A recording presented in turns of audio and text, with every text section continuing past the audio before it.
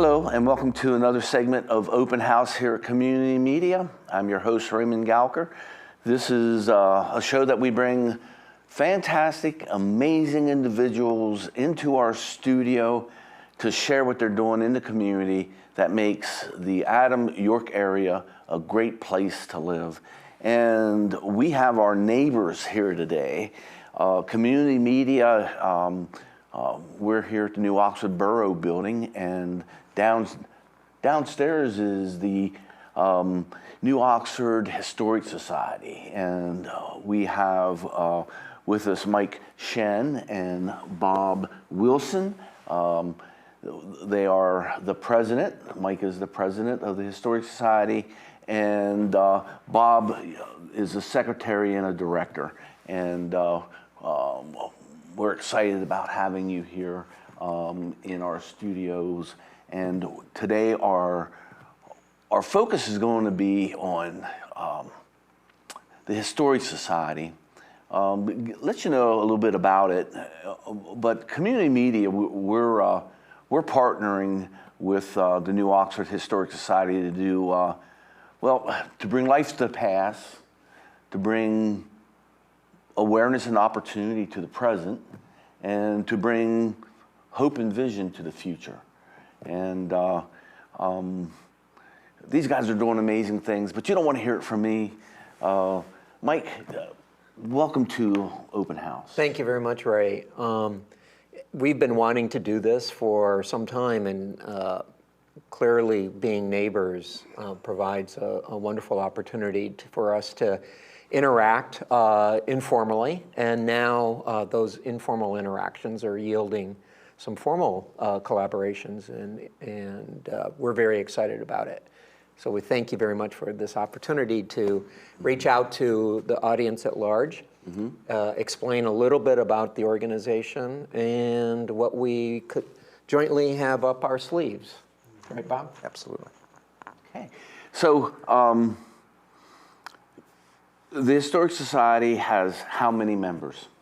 Yeah, the New Oxford Area Historical Society actually had its origins back in 2008, and since that time it has been focused on local history of this Eastern Adams region, areas surrounding the New Oxford community like Hunterstown, New Chester, Edgegrove, Mount Pleasant Hampton, Township, Abbottstown. And so as a result, our membership is reflective of that broad region. It's a organization that has a volunteer base in the anywhere from year to year, 60 to 100 members. They show up for events, they help us with projects, and we celebrate our accomplishments together in a variety of ways, including socials and picnics and things like that. So you have meetings? Yeah, Bob, you want to talk about that? Yeah, we have the occasional meeting, although, except for an annual meeting, they're mostly events that people attend. We have regular board meetings every month, but in terms of involving the whole membership regularly, not meetings in that sense. But they will turn out for walking tours, for lectures, a whole variety of programs that are ongoing throughout the year. Plus, some of them come to participate in Market Day, Harvest Day, here in the New Oxford Center. So we have a booth there, and we're active in that too. So as an organization, you're active in a lot of community events that occur throughout the year that are not necessarily historic in nature, like the Harvest Festival. Sure, or annually a carol sing right down through town here, Christmas caroling, which is not intrinsically historical, but it's a great opportunity to get together. Yeah. So that's a very good example of what we try to do is through our programming which, as Bob said, are predominantly events, sponsored events, to ensure that the public at large are invited. We do not require membership to participate and attend any of our events. So in a sense, our membership are the ones that make those programs and those events possible through their donations and their dues. In addition, I think it's worth noting that over the course of the last 3-4 years, let's say 4 years since COVID, the organization established a refreshed vision of where it wants to go and what it wants to do. And so we've been operating under this vision, this refreshed vision, that includes things that we never had the capacity to do before. One really good example of that is, as you know, we're just downstairs in the Borough building, and we have now utilized our space here in the Borough building is dedicated solely as a research room and archives for our historical collection. So twice a week, we have teams coming in to catalog and do work with the historical collection. And we're very excited to announce that beginning in a few weeks, we will be holding public hours twice a week, so people can drop by to either donate new artifacts, new documents, from the relevant to the region and to the people that live here, but also to understand more about who we are, what we have, and perhaps even develop a little curiosity of their own in terms of their own heritage and history. So a great community is a community that is connected, and they're connected through their passion. So do you feel as if your members are like, their passion is history, or is their passion just a sense of community? Or is it? I think it's a little of both, but history is a certain strength, and it's not necessarily academic history, it's often their own history.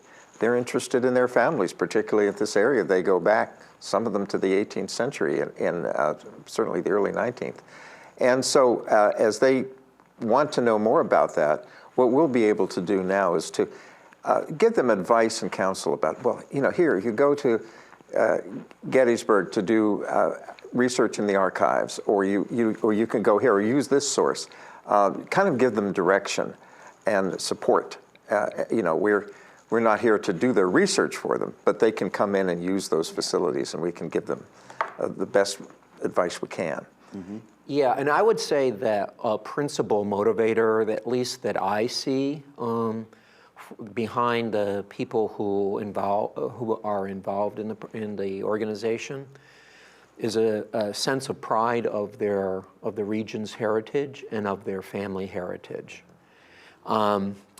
History is a term that oftentimes doesn't connect emotionally with an individual, but rather the stories of the place and of the families that help make the place what it is today. Mm-hmm. That is what drives their own passion and their own interests. And it certainly is the focus of the programming that we do over the years that Bob and I have both been helping to lead the organization. Really focus on local history and the role of families and how places actually and what transpired at these various places. History, as I used to tell my students, it happens everywhere. People say, oh, that's a historic place, I want to visit that. Well, yes, true. But wherever you are at this moment in time, it has a rich history going back thousands of years.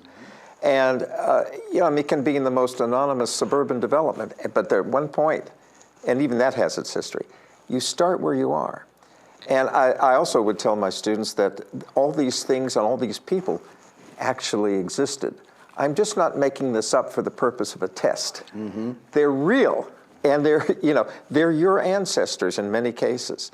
I had students go back and go back into their family and find out what their grandfathers, great-grandfathers did, you know, oral histories. So you start locally, and this is what makes it, we use the phrase come alive, but it really does, because it is alive, they're real. Mm-hmm. And if you don't understand your past, it's like a collective amnesia. You have to know where you've been before you know where you're going. And But doesn't that help to create a sense of identity for a person? Yes. And a sense of pride when they look at their heritage and how it's tied to this how it's tied to wherever they are at that point, or wherever their heritage can go back to. Yeah. Right. Yeah, it creates, I mean, there's so many different angles to how that plays out at a personal level. But certainly, I think one of them is that it helps to ground an individual to where they are today, and to the society and the place itself. Why you have a name like Abbottstown? Mm-hmm. Why is there a crossroads at Cross Keys? So curiosity, this is a means by which to help feed that curiosity about your place. Mm-hmm. And what I have found out is that there's a lot of historical continuity right here in this Eastern Adams area.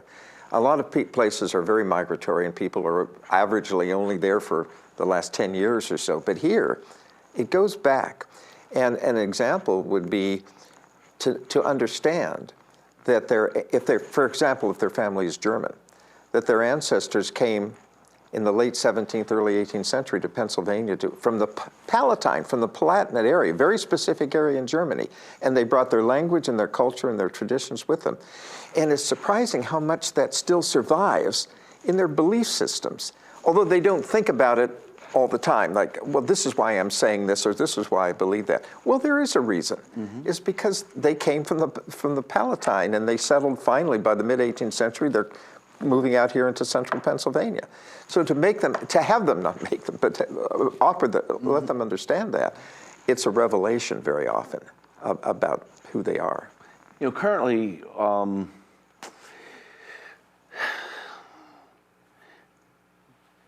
you get off work, you come home, you're not thinking about your heritage. No. You're thinking about Supper. What transpired that day, what you're trying to get away from, and now what you're moving into is your family. And it depends where you are in your life, too. Right. You know, newly married, freshly having kids, you know, just trying to survive, you know. Right. Plus, you know, it can be a struggle for a lot of people who are just starting off with a family, getting a house, having a job, et cetera, et cetera. And the question becomes, where does that sense of my heritage, where I belong,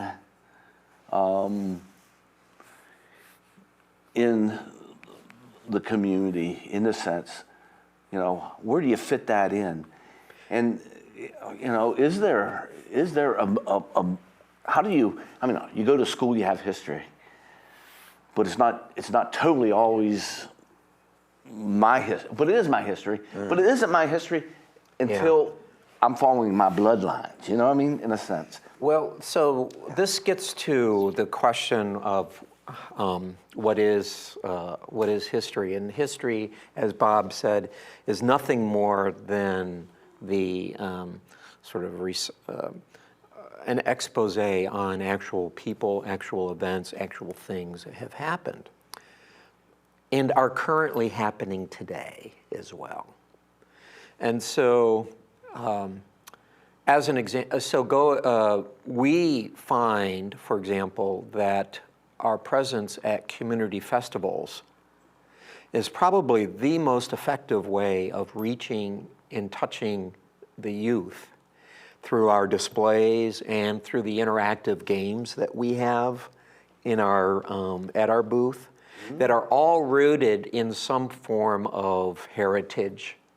They may be a puzzle where the pieces of the puzzle are maps of the region before they ever knew what it looked like. They may be puzzle or games that were played by children 100 years ago. They're relatives. That's right. So those little bits of exposure to activities that have a foundation from the past actually is a way to spark interest. And you never know how that's going to, what it's going to yield for a young mind. Right. I like the fact that you mentioned the Historic Society's refreshed goals is actually the center on the individual who's willing to question their heritage and come into contact with the Historic Society, and you offer opportunities for them to trace their history. And through tracing their history, then, it kind of like gives them a chance then to realize what the environment was like in that time period. Absolutely. Right. What their relatives looked like, how they dressed, what their daily life was like, what was their concerns. It wasn't playing Game Boy, what was their concerns? Yeah. So, I like that approach that you, as a historic society, have grabbed as a hook and sinker. Yeah, I think that the various programs and events that we produce over the course of the year, and as Bob said, they will every year now for the last 4 years since COVID. We've always made sure that there's at least one outdoor tour of a location in the area to give people a sense of what that place is, who were the people that were involved. You try to do one a year? We do it no fewer than one a year of that nature. Yeah. I think we have, since we started to partner with the Historic Society, Mark Worley. Right. Amazing. Amazing Mark. Amazing Mark. Remarkable. He's been working with you all, and you do something every month as far as a lecture or, like you said, on site. And I think didn't you do one just recently at a church? Well, so last summer, as we wanted to launch our celebration, our own celebration of the America 250th anniversary. And as Bob has alluded to, that there's a rich history, early American, late colonial history that played out here in this region. Many people may not know it, but there are selected congregations and associated cemeteries in the region where a large number of Revolutionary War veterans were ultimately laid to rest. And we're looking at what year? So those, as an example, so last year we did together a program at the Great Conewago Presbyterian Church, and we wanted to use that to introduce people to not only the church's history and its founding, how it came to be, but also for people to walk away understanding just what it was like in this region before it was ever settled. Mm-hmm. And before there were even roads, public roads, but yet there was the church congregations that were being established. And then those Scotch-Irish Presbyterians go on to become some of the most committed and vocal patriots responding to the crises along the coast. So we're looking at what time period where these churches, I'm beginning to understand that churches and taverns were extremely important because they were gathering places. Yes. Correct. But what time period are we talking about at this time? That we're looking at ourselves in this project, or generally speaking?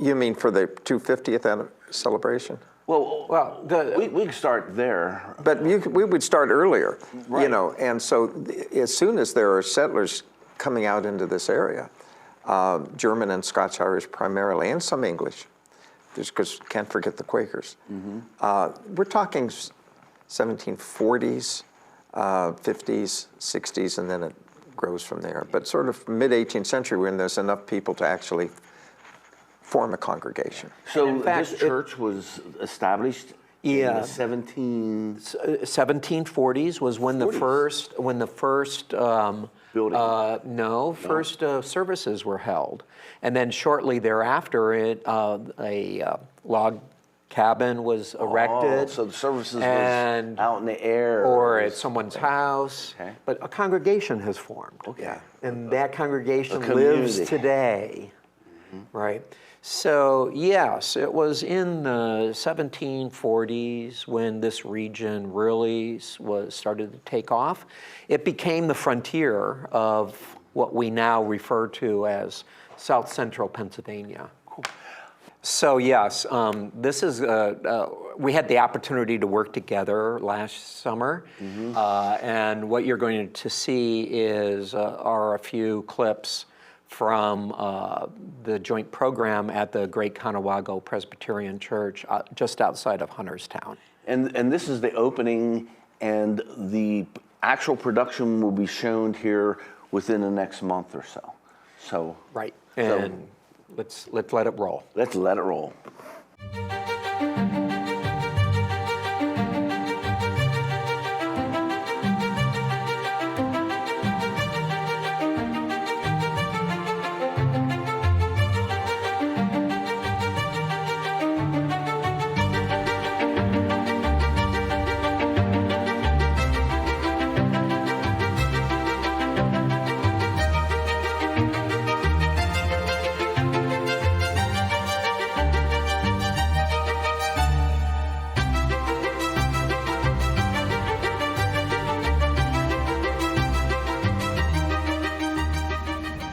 Okay, good evening, everyone.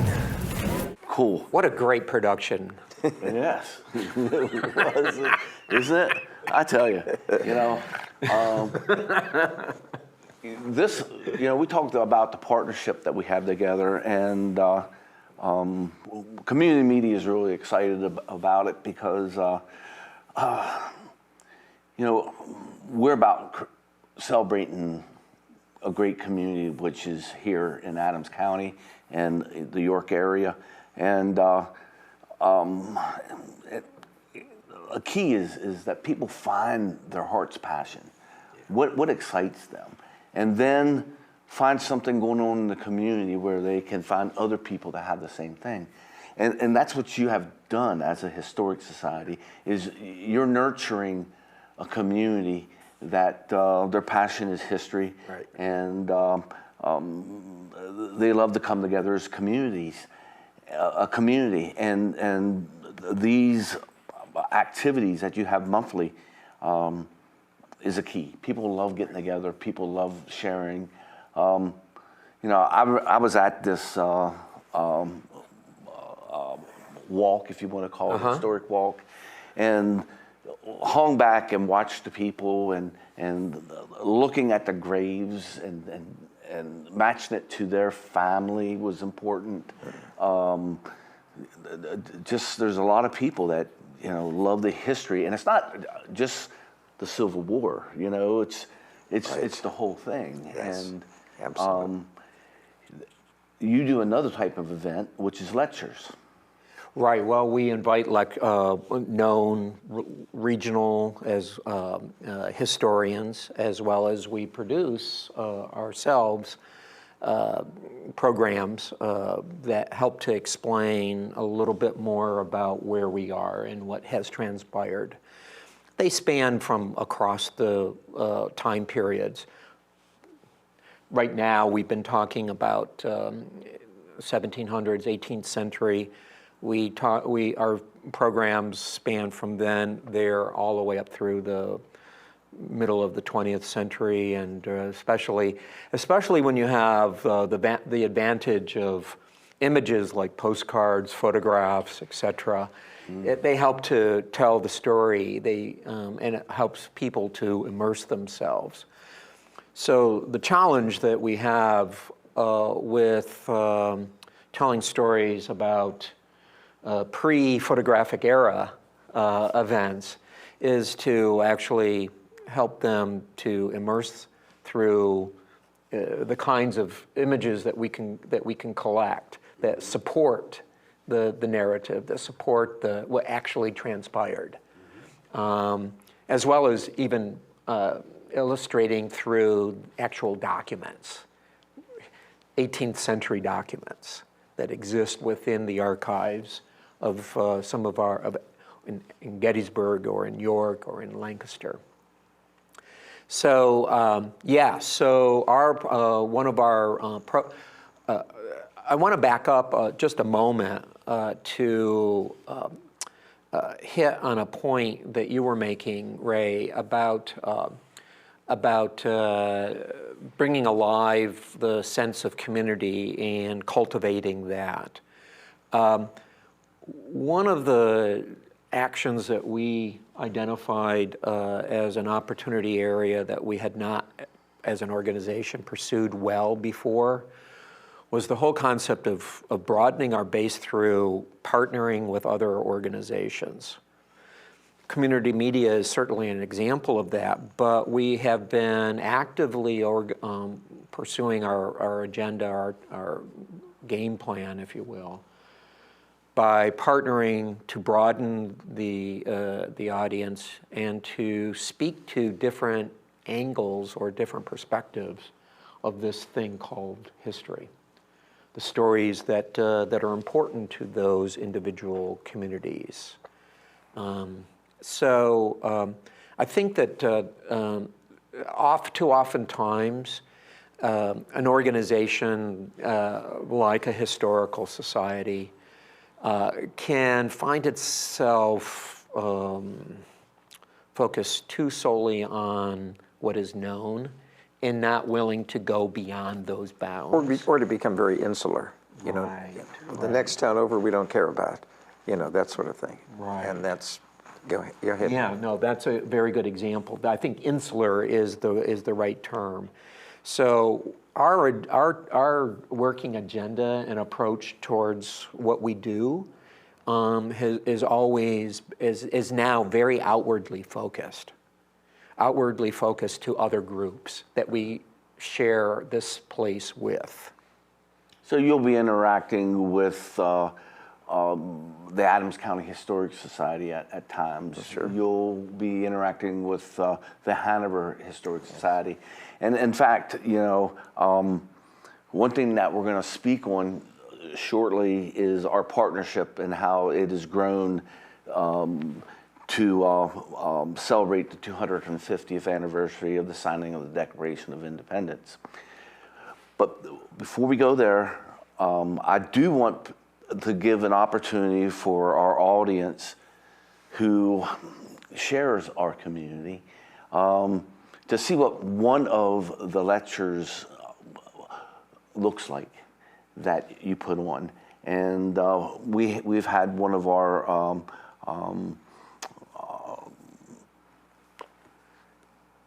I don't know if I would like to call it a volunteer. It wasn't a volunteer. It was one of, let's just say, community media was at the Cross Keys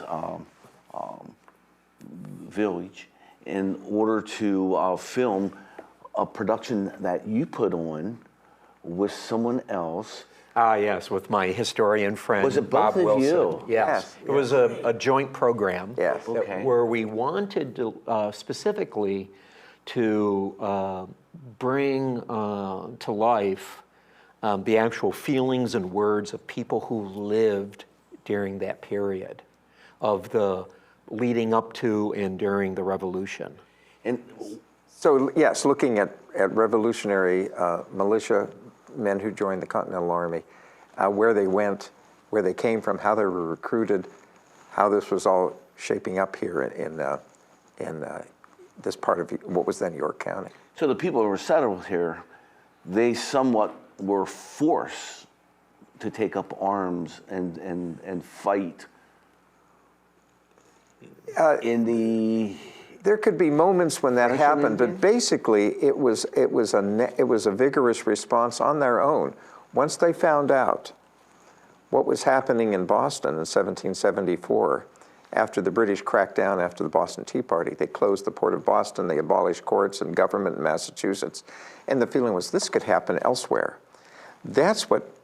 There were earlier events, you've heard of the Stamp Act and so on, but the thing that really set the locals off was when they learned about how the British were clamping down on Boston. Yeah. And so they responded themselves. I mean, yes, there were recruiters at various points around, but the response was not forced. It was enthusiastic. There was fire in the blood of the frontier mentality, and the frontier life required one to be able to protect, and not only protect your family, but also protect the land that you now have claimed. And this time period is 1760s, 1770s. Early 1770s. Yes, early 1770s, exactly. So it's the frontier region of not of all of the colonies, including Pennsylvania, cultivated a perspective on why do I care by the residents, by the frontiersmen, that was quite different than the attitude of the East Coast cities. And but it was so strong that, as Bob said, when you had these the formation of units, even before militias, men were volunteering. Yeah. So here is the beginning to your presentation, and this is something else that's going to be on community media in the next couple months. Excellent. So let's just take a look at the beginning Sure. of this. Okay, well, good afternoon, everyone, and welcome to our inaugural program this afternoon on that celebrates America 250. I'm sure many of you already know Bob Wilson, a resident of the Cross Keys Village, and for those that may not know me, my name is Mike Schen, and we will be co-producing or co-presenting this program this afternoon. The program that we've actually got scheduled for today is one that's intended to introduce to you some of the stories and the details surrounding this region's involvement during the American Revolution. So Mike, the Historic Society does something like this every month? Well, yeah, go ahead, Bob. Well, yes, we try to do, the basis that we have set up right now is lectures and programs at Cross Keys Retirement Community, the village, quarterly. We try to have something. It might be a walking tour, but it might be a lecture in the theater at Cross Keys, which is very often. That's 4 times. And then additional programming when we can do it, for example, to benefit members and people throughout the community that might not be able to easily get into Cross Keys. So there's one coming up in March, early March, on the Mason-Dixon line. We have a member who's very excellent researcher at Cross Keys, whose research digs choice, what's called in the Mason-Dixon line, and he's going to be doing a talk on March. Well, we have two events for that. Yeah. For the membership at large, that'll be on March 1st, Sunday afternoon. And then because we do have this partnership with Cross Keys Village, and we have been doing a quarterly programming with them, he'll be giving that same lecture at Cross Keys on the 5th, which is also open to the public at large. So yes. So if you love history and you love the fact that you're living here in New Oxford, East Berlin, Hunterstown, Newchester, anywhere here in this area. Yeah, York Springs, Hampton. Yeah, even Gettysburg. Yes, you know, indeed. They can become part of the Historic Society. So we have our membership allows for anyone from a resident of Pennsylvania and beyond, even that, because a number of people have, offspring have moved on or whatever, and they still have a connection to the place. Go to our website. It's newoxfordareahistory.org. You can join there, as well as offer a tax-deductible donation. We are a 501c3, so every dollar that comes in is tax-deductible if you handle your expenses in that fashion. And we also manage a Facebook page. You just go to New Oxford Area History, and you'll be able to pull it up. And if anyone has archival documents that they would like to share, or even have them become part of the Historic Society, they could also get a hold of you in that sense. So we have also a brochure that speaks about the organization.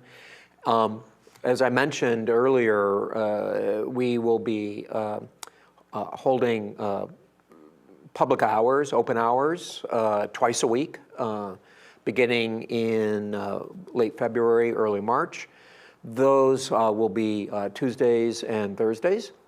And that's a great opportunity for people to drop in to see who we are, if they have items that they feel that in fact we're the best curator, the best organization to protect those documents for the generations to come, for offering those donations. The other thing we're doing is we're launching a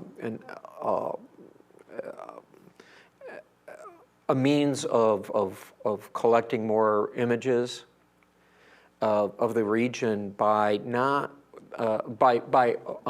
individuals loaning us those photographs, so that then we can create high resolution digital copies of those and then return those.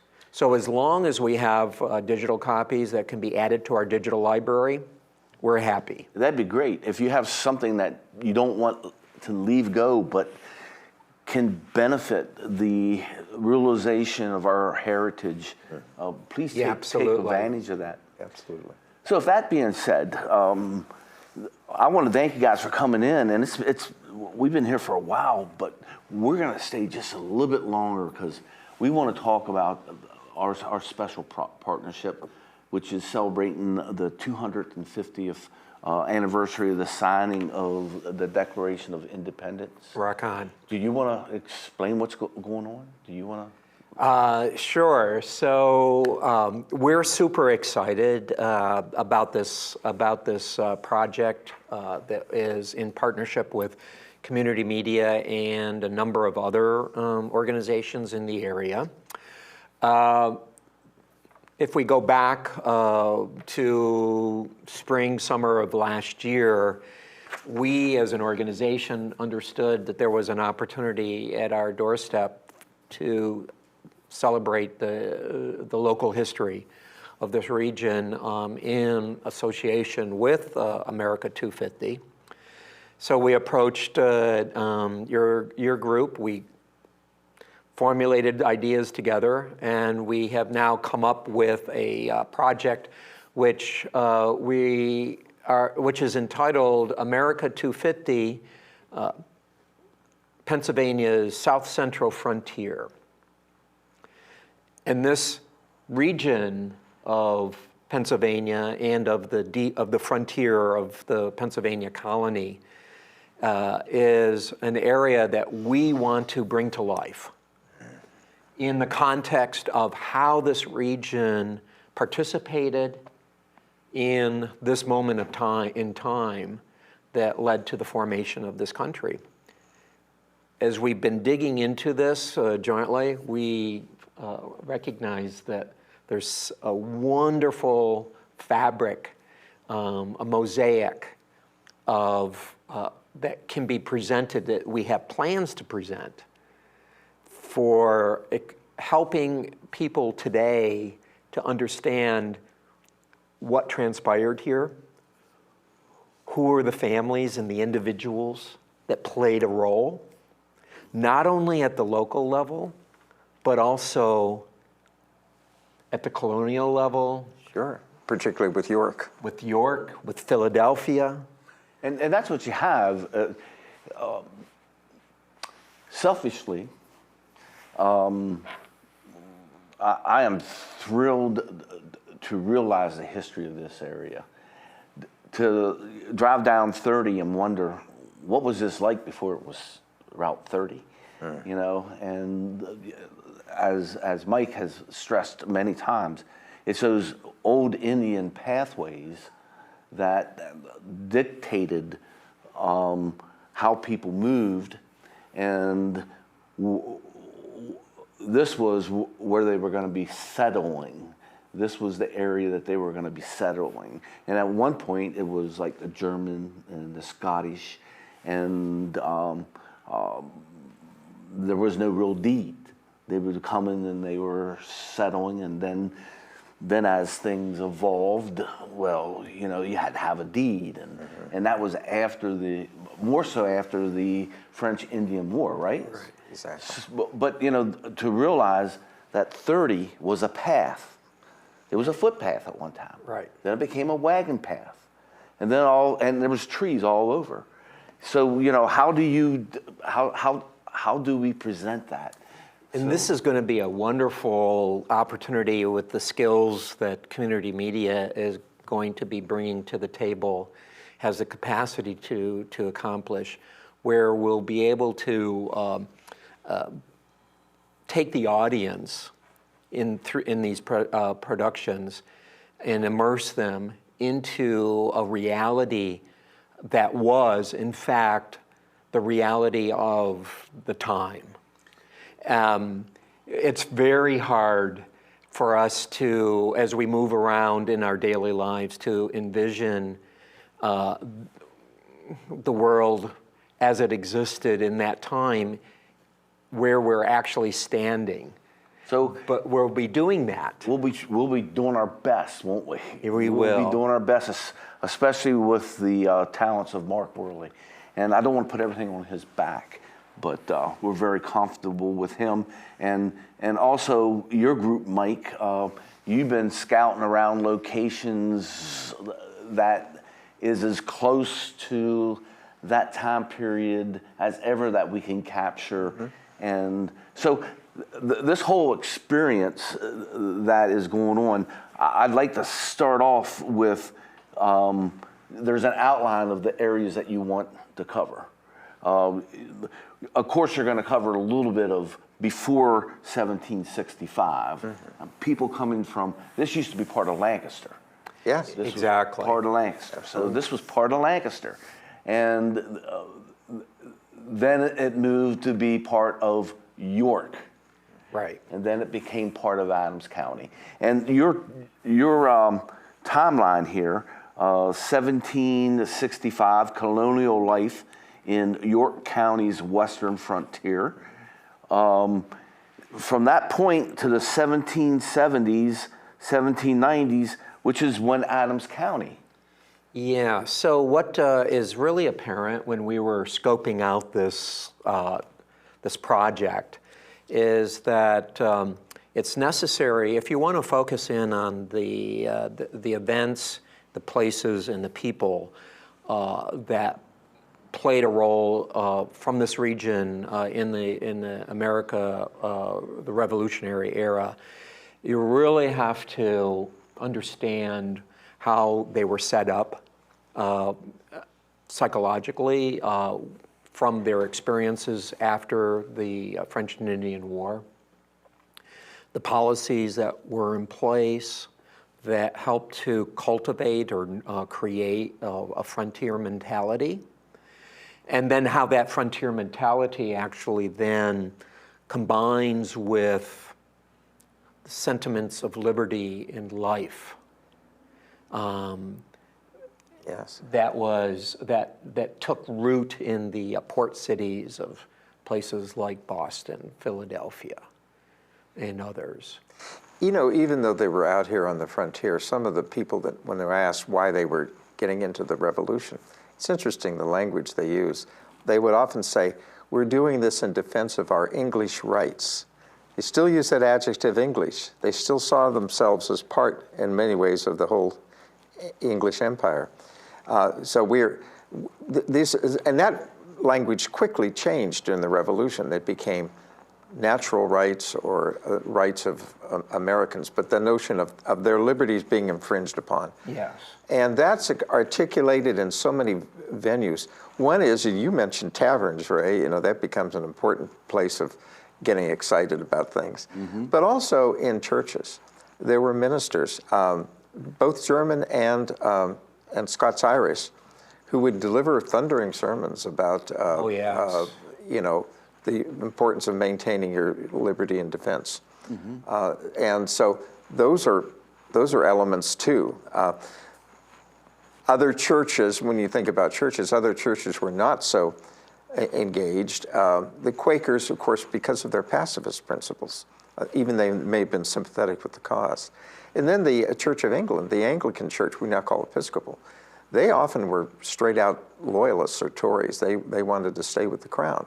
And so you have the whole matrix of opinions, and it's expressed often through religion as well as local figures. You know, a local tanner, for example, James Smith becomes a member of the Continental Congress. James Smith is one of the most interesting figures in this whole York area. So, you know, looking at individuals, looking at their ethnicity and their occupations too. Are they farmers? Are they tanners? Are they millers? You know, that whole. What motivates them? What motivates them? Right. And this threat to their sense of what will the English do next? It looks like they're scheming to take over everything, to really tighten up the screws of the empire in a way that they've never seen before. It's almost the apprehension of what's to come rather than the reality of the moment. You know, how you think about this is the entering wedge. And if we don't stop it now. Right. And those were the kinds of conversations that would have taken place in the taverns. And after church. And after church, after the meetings, and in your own home. Intersections. You know, that's right. So it's that fear of, well, what is coming next? Because in fact, there was a steady cascade series of acts designed Reinforce that. to raise revenue. Yeah. So So they weren't like totally paranoid. No. They had There was reasons. experience. There was experience. There was experience. So you look at it, before 1755, they're coming from Philadelphia to Lancaster, through York, through the pathways of what is this area now, and some may go further to Chambersburg, some may be going down to Hanover, but they're setting an area. They're cutting trees down. They're All day long. All day long. They're creating a farm. They're trying to create something for their family. They're fighting with some skirmishes at this time, especially when the French and Indian War started. Oh, well, this region was the 18th century equivalent to what later became the Oregon Trail in the 19th century. In other words, very early on, the principal route from Philadelphia to the interior followed a path that takes us across the Susquehanna River at Wrightsville. At Wrights Ferry. And brings us into the frontier town of Yorktown, and then moves deeply into the interior to places called Berwick, which is now Abbottstown, or Marsh Creek, which then became Gettysburg. As those Scotch-Irish and as those German immigrants are making their way into Western Maryland, the Cumberland Valley, all the way down what do we now call the the Shenandoah Valley, into the Appalachian Mountains of North Carolina and South Carolina. This was the superhighway. And as that's happening, then you have the French-Indian War, and that started to slow it up. Right. So the idea that not only was your safety threatened at that time, but also for a lot of families that were deep within the frontier regions, which is this area and west. Yeah. They had to leave for their own safety. Right. There was a depopulation of this region during the French and Indian War because of the incursions. Mm-hmm.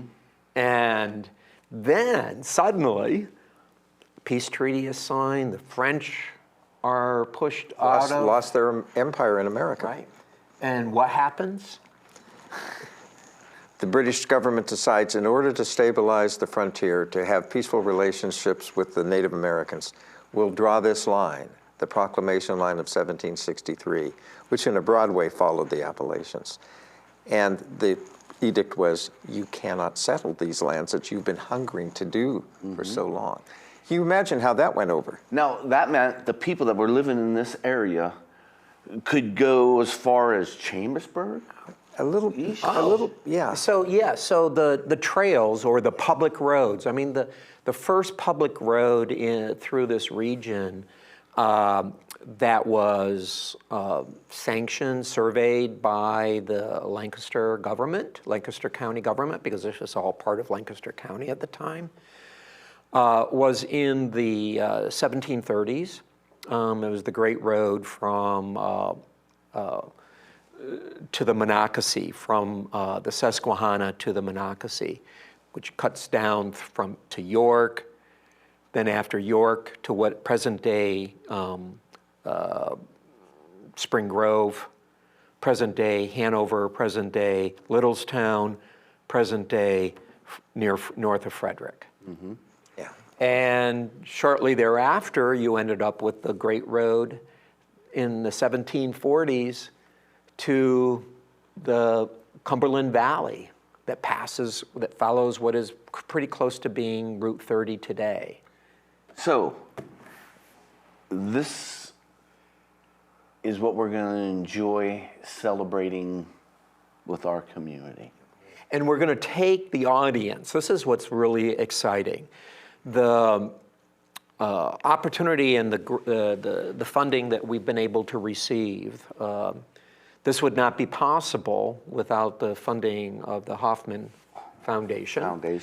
Being made possible through that, as well as through the donors and the members of the New Oxford Area Historical Society, the donors to the community media. But we're going to be able to take the audience to these locations. We're going to be able to introduce specific families. In fact, for example, we know that there are some very important families that took root in this region back in this era of the pre-Revolutionary War era. They fought, they had played a role during the war itself. And then when they came home, they actually were responsible for the growth of this region. They are part of that fabric that was woven by those people. And so we are very interested. We feel that this is an opportunity for us to be able to draw from the audience and from the viewers, from the people that are in this region, not only stories about their own families that they know about from this era of when the country was founded, but then also if you happen to have some treasures, an artifact, a document, something that speaks to those individuals that were a part of your life, a part of your heritage. And you're not asking to possess that. You're asking to copy it, to be able to use it. We simply work with the individual, with the families, understand what it is, and be able to help highlight it as part of the fabric of what we call our home today. So this is a very ambitious process because, we're going to be having more open house, hopefully monthly meetings to bring you up to date and share with you where this project is going. Funding is going to be very important, and we could do so much with what we got, but it seems like when we come together, our vision becomes greater and greater, because the goal that I hear is how do we immerse the person into that past experience. So, there's a possibility of some reenactors. There is, absolutely. There's the possibility. The goal is, how can we get you to relate to that person's life at that time? So if you are interested in helping with the funding of this project, they can get a hold of us through. So we have a website that America 250 website for this project. Mm-hmm. It can be reached at on the webpage of the New Oxford Area Historical Society. And there, not only will we be keeping public up to date with what we're doing, but also providing resources for how you can actually go about and visit and learn more on your own. Not only the events that are happening, but then also places and people. So we think that this is the foundation for a very open-sourced way of where the readership or the membership and the audience can actually participate. This is a great way of growing and celebrating our community. We're extending an invitation to you if you'd like to become a part of this. And, if you want to become part of the community, if you want to help us as we go on from your time, your talent, or your treasures, if you want to encourage the process as it goes, if you want to be aware of what's happening. I mean, you already had meetings with the Adams County Historic Society. Yeah, I think it's really, really worth noting that we have a very good relationship for this project. not only with our friends to the west at the Adams County Historical Society, our friends to the east, the York History Center, our friends to the north, East Berlin Historical Society and the York Springs Historical Society, and our friends to the south, the Hanover Area Historical Society. Bringing all of those talents and perspectives and treasures to the table so that they can all be celebrated within the context of this production is truly an opportunity of a lifetime. It is. It's awesome to see a community come together to celebrate and nurture community pride, community awareness. So this is going to be happening. Community media is going to be putting little shorts together constantly to go out here on Facebook to inform, to create awareness and a sense of you being part of it. So we definitely want you to become part of it. And I guess when you're doing what your heart enjoys to do, when you're in the middle of your heart's passion, time goes fast, doesn't it? It does. I mean, I think we've been on here for longer than what we realize. Yeah. So, Bob, would you like to say anything? Well, I would just say this, that we're so very appreciative of the work that we're partnering with community media. You guys have really been such an integral and critical part, and it's stimulated us. So we thank you, Ray and Mark, very much for your encouragement in this. Yeah, and I'll echo that by saying that this would not be possible without that strong partnership between our skill sets. And when you bring, and this is a perfect example of when you're always greater and you can accomplish more when you work with others.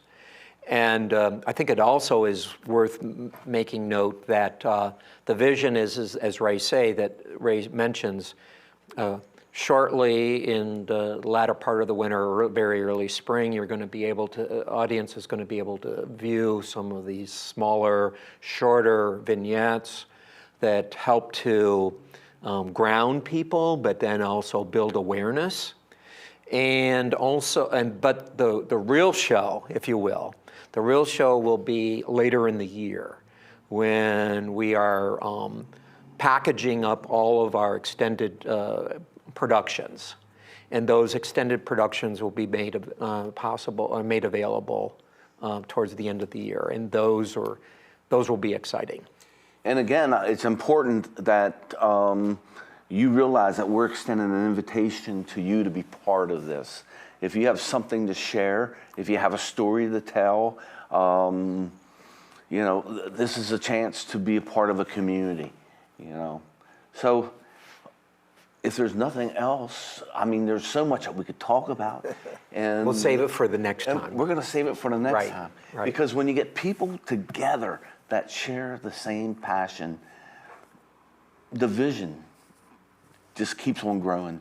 So until we have a chance to sit down and share our heritage again, be healthy, be kind, and you are precious. Thanks for watching us. Thank you guys for being here. Thank you very much. Thank you.